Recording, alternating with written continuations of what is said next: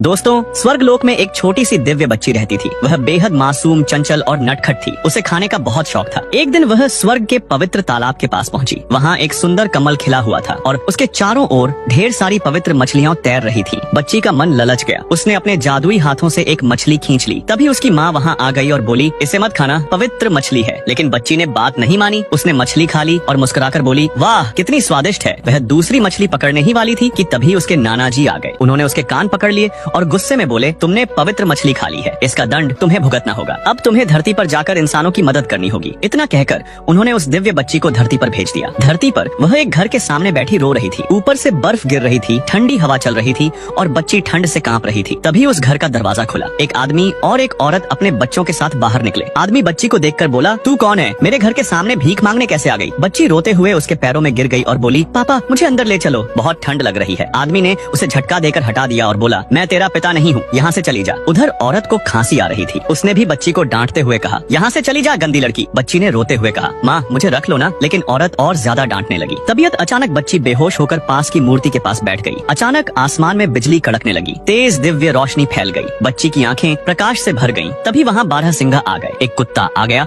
और ढेर सारे पक्षी भी उड़ते हुए आ पहुँचे। यह सब देखकर आदमी, औरत और उनके बच्चे डर गए। उन्होंने नौकर से कहा, इस लड़की को बाहर निकाल दो। नौकर बच्ची को ले जाने ही वाला था कि तभी कुत्ते और पक्षियों ने उन्हें घेर लिया और हमला कर दिया। डर के मारे सभी लोग घर के अंदर भाग गए। तभी दिव्य बच्ची ने शांत स्वर में कहा, तुम सब जा सकते हो। कुत्ता और पक्षी उसकी बात मानकर वहाँ से चले गए। बच्ची फटे जूते पहने हुई थी और उसे बहुत तेज भूख लगी थी। वह धीरे धीरे बाजार की ओर चल पड़ी। रास्ते में उसने देखा कि एक माँ अपने बच्चे को गोद में लिए बहुत रो रही थी। दिव्य बच्ची ने देखा कि उस बच्चे पर एक काली छाया थी। वह तुरंत दौड़कर उनके पास गई और बोली, मैं इसे ठीक कर दूंगी। नौकरानी हंसते हुए बोली, इतने बड़े बड़े विद्वान इसे ठीक नहीं